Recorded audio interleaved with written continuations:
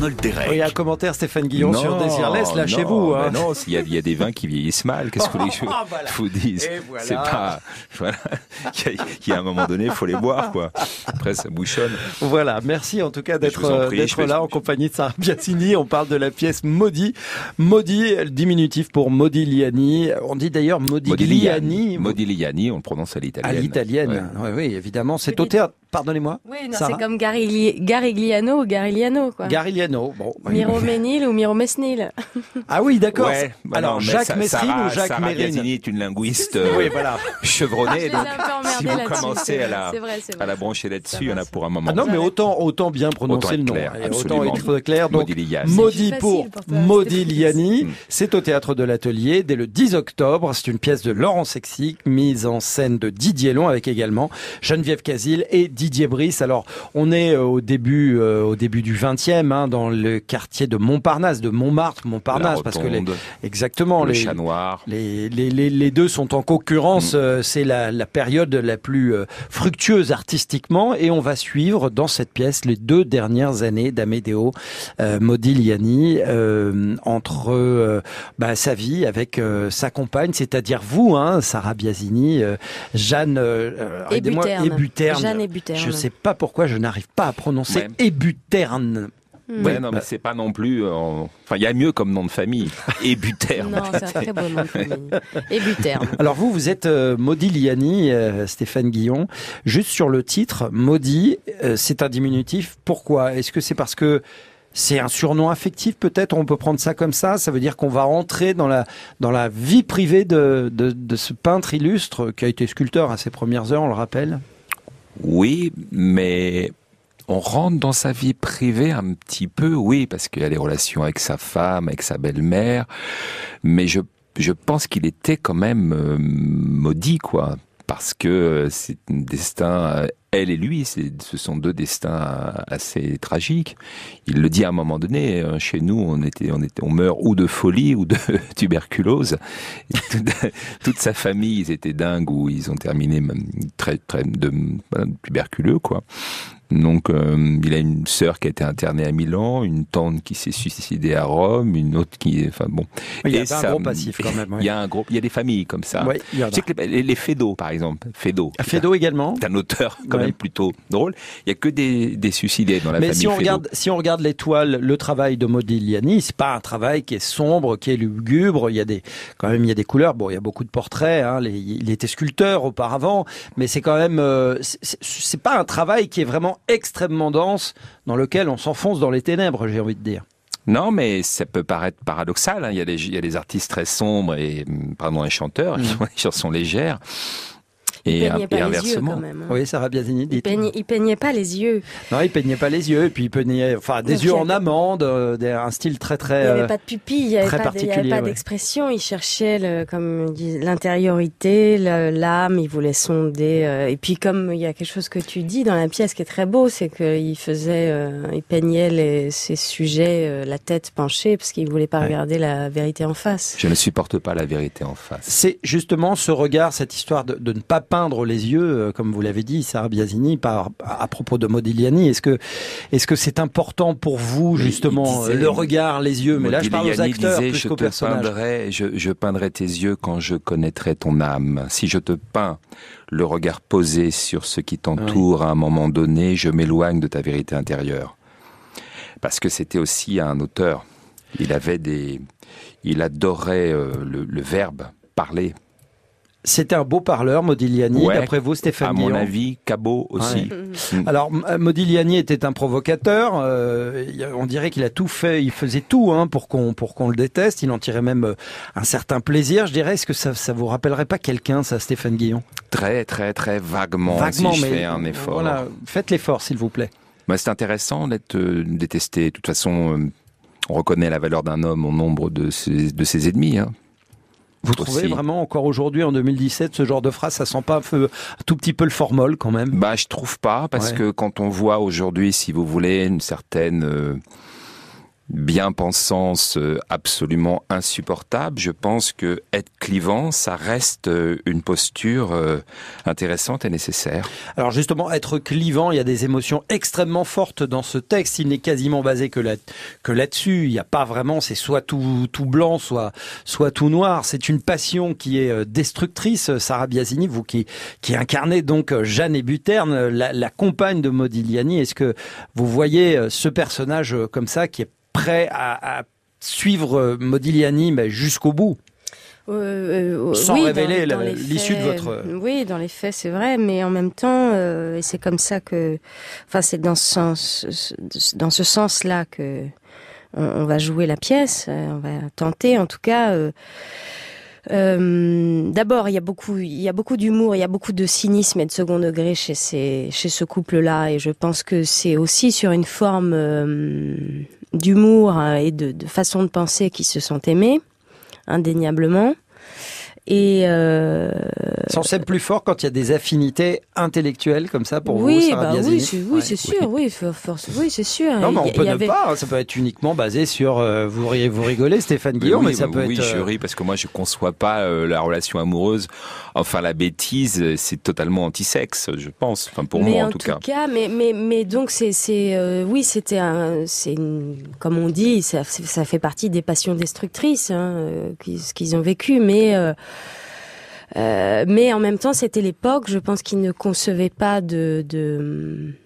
l'amour, le bonheur allait avec une forme de malheur aussi. Enfin, je veux dire, pour peindre, il fallait être malheureux pour créer, quoi. Voilà, oui, il y avait quand même de ça. Il fallait aller au bout d'un état, il fallait aller au bout de l'alcool, au bout des drogues. C'est revenu dans les années 80. Avec la télé notamment, Stéphane Guillaume. Non, mais c'est revenu dans les années 80. Moi, je me souviens, il y avait toute une génération d'acteurs quand j'ai commencé. Sarah n'était pas née. Et il y avait ces acteurs-là, il fallait souffrir. Et il y en a énormément de jeunes comédiens, je citerai pas, mais qui ont totalement brûlé leur vie parce qu'il fallait, pour exister à l'écran, il fallait se droguer, se mettre la tête en l'envers. Oui, mais après, c'est des périodes aussi. On crée à travers le tourment. Donc oui, non, mais il a raison, mais c'est aussi des états d'esprit, c'est des caractères. Il y a des caractères mélancoliques. Je pense que Modigliani, indéniablement, était comme ça. Comme vous le disiez, au départ, il voulait être sculpteur. Au départ, alors on va en parler dans un instant de tout ça, pardonnez-moi, Modigliani qui est au cœur dans cette pièce aux 2 dernières années de cet artiste maudit, donc très tourmenté. Alors on en parlait, le tourment, c'est une composante importante chez les artistes, du moins à cette période. Et Stéphane Guillon, vous nous disiez il y a 2 secondes que c'était un peu revenu au cours des années 80 avec certains jeunes comédiens. Je pensais notamment à Patrick Devers. Oui. Oui, c'est comme ça. Il aurait fait un bon Modigliani Devers. Oui, évidemment, c'est évident. Mais comme ça, c'est personnage totalement à fleur de peau. Je pense qu'il aurait été très très bien. Alors Modigliani, un artiste majeur de l'histoire de l'art, mais également un drogué, un octambule, un alcoolique. Finalement, c'est un peu une rockstar du début du XXe siècle, ce Modigliani, non? Non, mais vous avez raison. Sarah Biasini, il faut pas réduire. Non, mais parce que on ne se drogue pas ou on ne s'alcoolise pas par hasard. Non, jamais, bien sûr, mais c'est pas la raison première. J'ai avoir les moyens.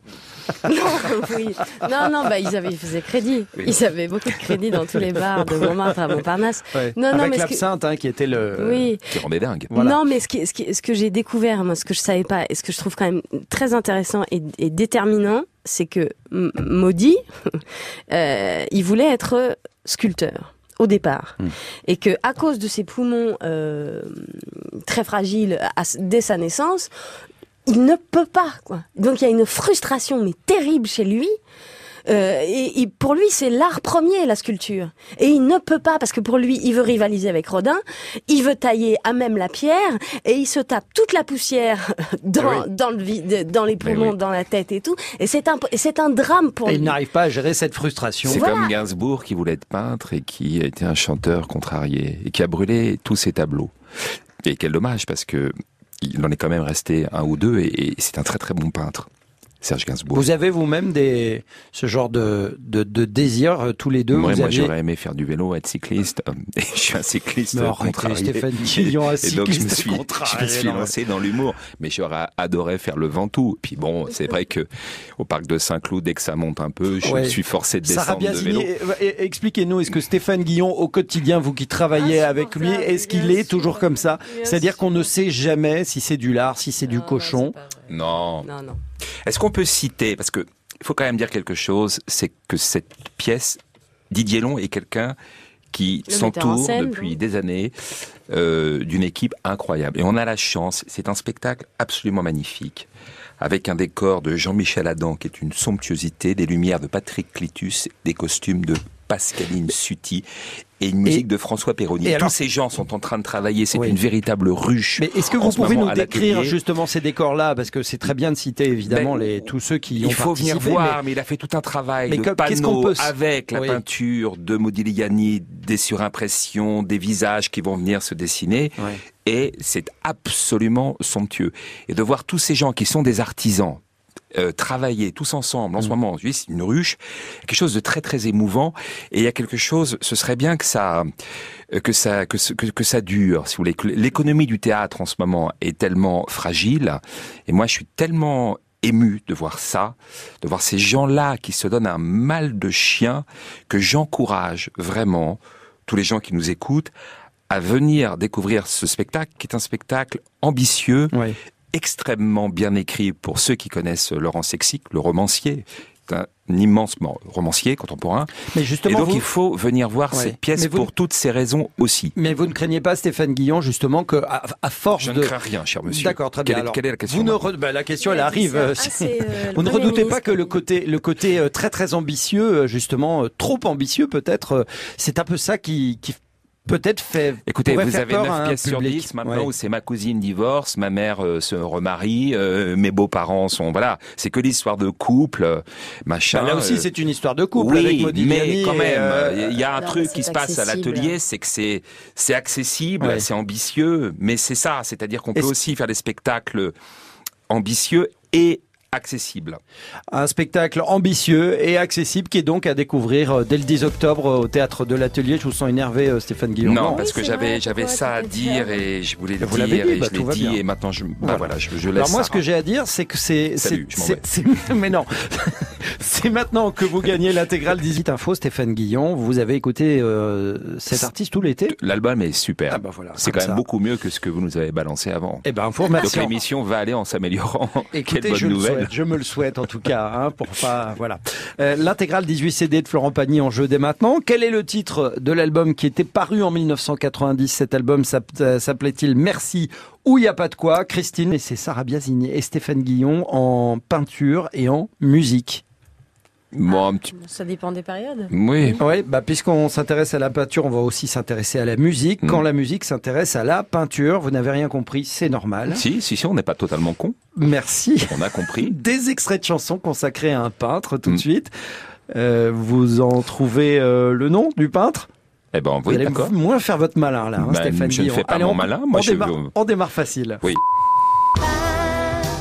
Alors à la place Cézanne. Oui, joli, bien joué. Je vous en prie. Voilà, vous êtes c'est mon métier. Un grand fan de France Gall. Attention, deuxième extrait beaucoup plus difficile. Les énivrades au bois.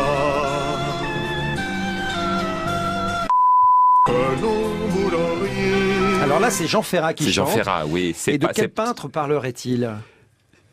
Je sais pas, mais le disque est usé. Oui, c'est Radio France, si vous avez plus de thunes. Espèce de vilain. Vous avez tout pris en même temps. C'est vrai que j'ai pris beaucoup. Vous avez pris beaucoup. J'ai pris beaucoup, oui. Voilà, vos années France Inter, voilà. C'est vrai que ça vous a coûté cher. Oui, et puis... En même temps, j'en ai fait bon usage. Ah, j'en suis persuadé. Mais c'est grâce à des gens comme vous que je suis pas aussi bien payé que je devrais l'être. Voilà. Mais si j'étais resté, vous auriez gagné plus d'argent avec moi comme virant, cher ami. Ah bah évidemment. C'est pas moi qui vous ai viré. Non, c'est pas vous. Voilà. On arrête là cette petite joute. Absolument. Merci beaucoup. Mais c'était à fleur et boucheté, mais c'était... Voilà, c'était Picasso que chantait Jean Ferrat. Allez, extrait suivant. Elle sort parfois de sa torpeur pour faire un mouvement de danse, mais d'une toile de... Rembrandt. Non, il s'agissait de Hopper. Johnny Hallyday, un tableau de Hopper. Ouais. Le prochain, vous le trouvez, j'en suis sûr.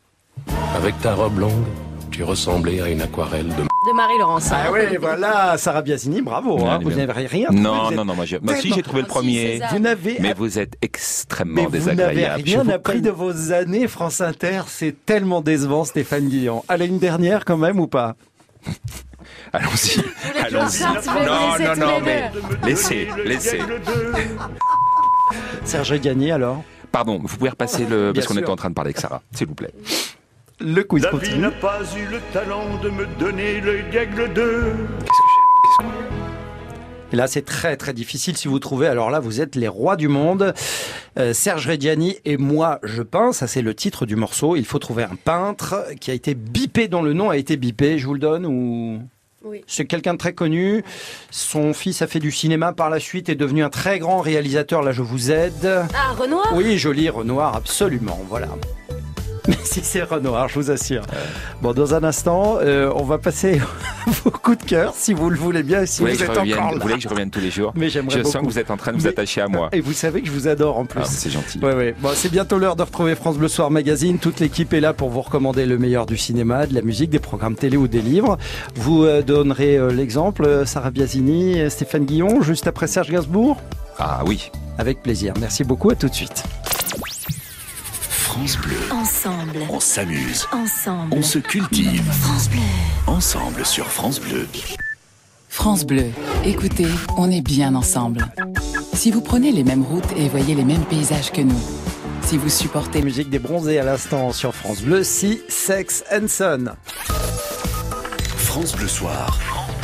Dans quelques instants, vous saurez tout ce qu'il faut lire, voir au cinéma, écouter ou regarder à la télé avec l'équipe de France Bleu Soir Magazine. Mais avant, nous avons demandé à Sarah Biasini et Stéphane Guillon, nos invités, d'en faire autant. Quels sont les coups de cœur que vous aimeriez partager avec nous?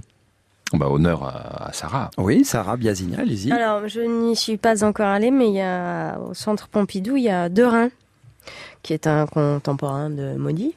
Oui. Modigliani, bien sûr. Et ça a l'air très beau, donc Centre Pompidou à Paris, c'est ça? Je vais y aller très vite. Ok, d'accord. Vous appréciez la peinture en général? Vous êtes plutôt classique, contemporain? Qu'est-ce que vous préférez, Sarah Ça va un peu de tout, mais par exemple, ça va de Bonnard à Kandinsky. Kandinsky, oui, c'est pas mal. Kandinsky, c'est assez géométrique, on va dire. Hein. Oui, mais c'est très poétique aussi. C'était assez chic en tout cas. Voilà, merci Stéphane Guillon. Oui, effectivement, votre coup de cœur, Stéphane Guillon. Moi, c'est pour une des Trois Baudets. Qui est un cabaret à Paris, voilà. En ce moment, il y a Michel Guidoni fait une imitation de Nicolas Sarkozy absolument éblouissante. Je vous le conseille. Oui. Alors? Non, moi, c'est une série sur M6 qui cartonne en ce moment et qui est très bien. C'est Quadra. Ah oui. Quadra. Ce jour-là. Et ils vont faire une suite, j'ai appris ça. Quinca. Caca. Ouais, probablement. Merci de votre venue, Sarah Biasini. C'est déjà fini. Oui, c'est déjà fini, Stéphane Guillon. Est-ce qu'on peut refaire une petite annonce? Oui, il n'y a aucun problème. Allez découvrir Maudit, vous découvrirez une grande comédienne qui est mademoiselle Sarah Biasini, qui est absolument éblouissante dans le rôle. Dès le 10 octobre au Théâtre de l'Atelier. À 21h. À Paris. Voilà. Demain, 19h15, soyez au rendez-vous. On finit la semaine en beauté avec Friend Touch.